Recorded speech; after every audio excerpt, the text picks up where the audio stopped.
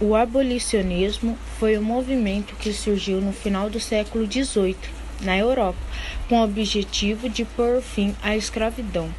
E no Brasil, isso ocorreu na segunda metade do século XIX, que colaborou com o fim da escravidão. E esse movimento popular aconteceu com a Conjuração Baiana, ou a Revolta dos Alfaiates, em 1798, que ocorreu na Bahia.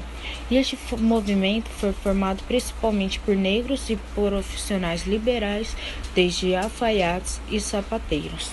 Já os movimentos abolicionistas aconteceram em outros lugares, como em Portugal, que aconteceu em 1761, e o Marco da Dinamarca, que entrou em vigor na lei em 1803. Mas um dos marcos que aconteceu foi nos Estados Unidos, aqui na América, quando a escravidão foi abolindo entre 1789 e 1830, e só foi declarada a liberdade dos escravos em 1863 por Abraham Lincoln, e isso aconteceu com a atitude da Guerra de Secessão.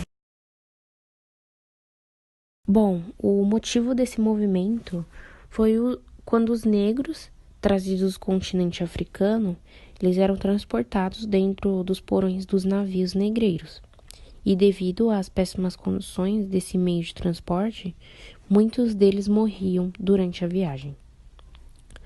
Após o desembarque, eles eram comprados por fazendeiros e senhores de engenho que os tratavam de forma desumana e muito cruel.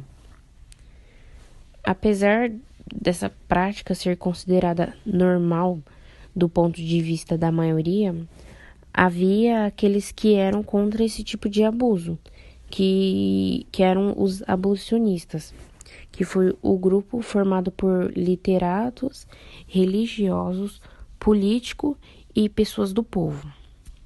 Contudo, essa prática ela permaneceu por quase 300 anos. E o principal fator que manteve a escravidão por um longo período foi o econômico, porque a economia do país contava somente com o trabalho escravo para realizar as tarefas de roça e outras tarefas mais pesadas. As leis do abolicionismo brasileiro. O abolicionismo brasileiro ele começa pelos movimentos. E eles eram principalmente formados por negros, profissionais liberais, desde alfaiates e sapateiros. Esses indivíduos eles também podiam ser de diversas classes sociais. Podiam ser desde religiosos, republicanos, elite política, e tanto as mulheres também, que elas tiveram um grande papel nessa luta. A lei ela tinha o abolicionismo ele tinha o intuito de obter melhores condições de vida, trabalho e principalmente a liberdade dos negros. No Brasil, essas leis elas começaram de formas graduais. E a primeira lei, ela começa em 1850, ela se chama Lei Eusébio de Queiroz. Ela foi a lei que visava a proibição de tráfico de negros, de escravos, na verdade.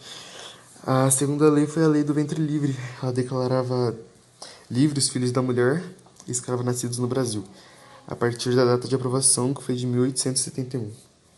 A Lei dos Sexagenários, de 1885, ela garantia a liberdade aos escravos com idade acima de 60 anos ou mais. Ou podiam temer-se, em caso contrário, o proprietário recebia uma indenização.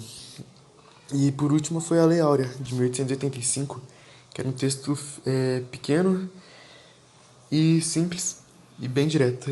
Ela era uma lei que liberava cerca de 700 mil escravos em um país de 15 milhões de habitantes.